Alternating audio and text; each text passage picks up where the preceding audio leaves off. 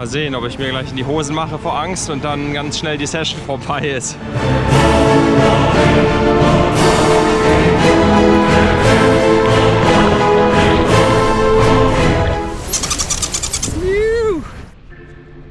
Oder was? Ja, es sieht nicht besser, nicht schlechter aus, aber vorne vor den Steinen läuft eine schöne Linke, die relativ konsistent durchkommt. Wind ist halt so on, ne? Ist nicht so clean, wie der Forecast sagt. Der A-Frame ist nicht da, der sonst da ist. Da, wo die jetzt bricht, da vorne. Jetzt macht die zu, aber die kam ganz oft durch und ist da als schöne, schnelle Linke offen geblieben. Ja, da. Ja, eigentlich ist es die hinten dran. Jetzt. Ja, die ist es aber jetzt. Die. Kann man schon machen, oder? Wieso legst du? Überleg mal. Genau, ich bin ein bisschen. Ja? Also viel zu tun. Ja. Also während Andi überlegt, herzlich willkommen zu einer neuen Episode. Hier auf meinem Kanal, auf dem wir zusammen surfen gehen. Wir hatten erst unseren Lieblingsstrand gecheckt, aber da war es ja mein Lieblingsstrand. Ja, das ist auf jeden Fall nicht Andis Lieblingsstrand. Da war es ja voll. Ziemlich, ja, der Forecast ist ein bisschen off. Eigentlich soll es mega glassy und clean sein, überhaupt gar kein Wind, aber es sind bestimmt 15 km/h Onshore-Wind. Also ich werde auf jeden Fall gehen. Andi überlegt noch. Also es sieht jetzt nicht überragend gut aus. Und auch nicht überragend schlecht. Ja, also gut, dann Solo-Session.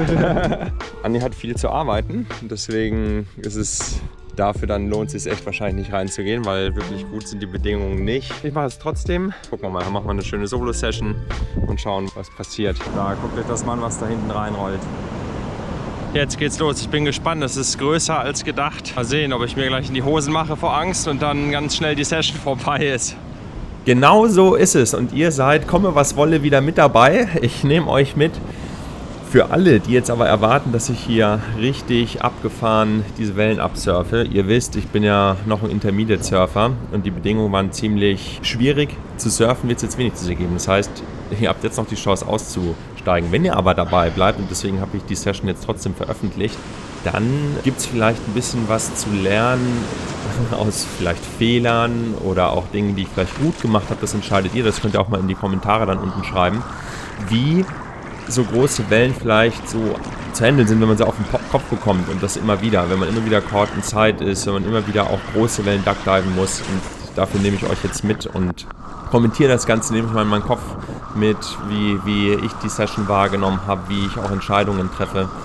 Und ja, so mein Ziel ist es ja immer, möglichst viel zu lernen und ich lerne auch dadurch, dass ich das mit anderen teile, vielleicht auch ein Feedback bekomme und mir das selber angucke und nochmal ein bisschen drüber nachdenke. So, wir sind auch schon direkt im Channel drin. Der hat echt gut funktioniert. Wenn ihr auch mal, ich schneide das hier mal ein bisschen zusammen, manche Paddle-Outs dauern ja auch recht lange, aber wenn ihr mal so ein Paddle-Out in Echtzeit sehen wollt, dann lasst mich das mal in den Kommentaren wissen.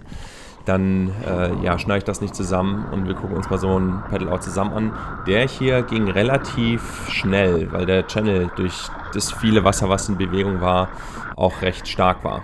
Draußen angekommen ist eigentlich das Erste, was ich immer mache an so größeren Tagen, mir ein bisschen Zeit zu nehmen, nochmal zu beobachten, wo ich mich positionieren will und dann taste ich mich langsam von hinten an die Wellen ran, um mal reinzugucken, was so gehen könnte. An dem Tag war auch die Periode relativ groß. Ihr erinnert euch, die Periode ist der Abstand zwischen den Wellen und je größer die Periode ist, desto größer ist auch die Energie im Wasser. Also Freunde, rauspaddeln war ziemlich einfach, der Channel hat ganz gut funktioniert. Ich habe jetzt mal versucht, 1, 2 Wellen anzupaddeln, die sind super fett, es ist sehr schwer da reinzukommen von außen. Es shiftet auch sehr stark, das heißt es wird schwierig sein, dass wir uns jetzt hier richtig positionieren. Aber mal gucken, die ein oder andere, fingers crossed, wenn wir uns vielleicht abholen. Zuvor gab es aber noch mal ein paar Sets zu Duckdiven. Und da gibt es was Schönes zu sehen, was ich gleich mal erklären will. Im Duckdiven behalte ich immer die Augen offen, dann sieht man, wo die Turbulenzen sind. Das Weiße sind die Turbulenzen. Gerade hat man gesehen, in der Mitte war klares Wasser. Dort reinzuzielen, sofern das geht. Dann kommt man eigentlich ganz gut wieder hoch und treibt gut nach oben. Ich habe dann versucht, die nächste anzupaddeln, mal ein bisschen tiefer zu sitzen, weil es von draußen ein bisschen zu flach war. Links hat sie dann schon zugemacht und mich direkt einfach runtergewaschen. Das war eben genau das Schwere an dem Tag, dass von außen die Wellen zu fett waren, also zu flache Schultern hatten. Wenn man aber ein Stück zu tief saß oder die Wellen dann weiter auf die Inside kamen, dann doch mit einmal zugemacht, als es so viele Close-Outs gab. Ich hatte vorhin kurz angesprochen, dass es besonders schwer war, weil die Wellen shiften. Was das heißt, das kann man jetzt an einem guten Beispiel sehen. Ihr seht hinten draußen eine Welle reinrollen, die ist ein bisschen nach links versetzt. Ich versuche da hinzukommen, um es noch in die Welle reinzuschaffen, schaffe es natürlich nicht, wie bei den meisten Wellen am Tag. Und jetzt seht ihr hinten dran die nächste Welle kommen und die ist deutlich weiter rechts, fängt auch hier schon an zu brechen.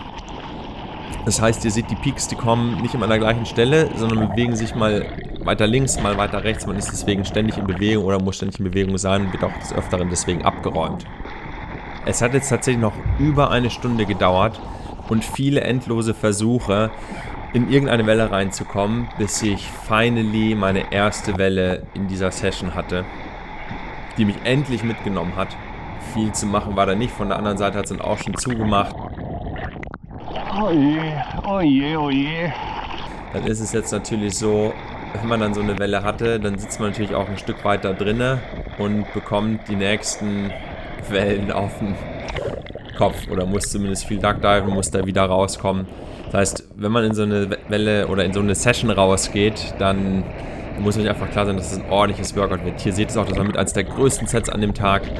Da ist allein das Weißwasser 1,50 Meter bis knapp 2 Meter dick gewesen.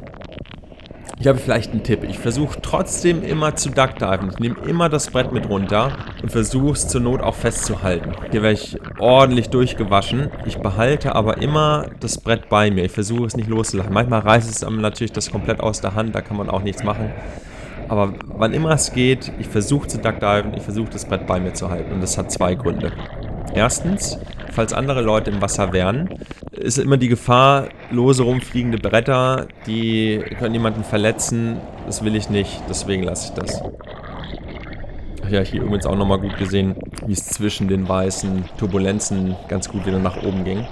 Jetzt aber zum zweiten Grund. Der zweite Grund ist, dass es viel länger dauert, wenn man das Brett immer loslässt, das Brett wieder zu sich zu holen, wieder ins Paddeln zu kommen, loszukommen. Deswegen, ich versuche immer mit das Brett bei mir zu halten beim Duckdive, auch wenn ich dann unter Wasser ordentlich durchgewaschen werde. Und wie das geht, ich versuche, wenn ich merke, dass ich nicht clean, wie jetzt hier gerade durch die Welle durchkomme beim Duckdive, versuche ich das Brett dann zu umarmen und richtig fest am Körper zu halten.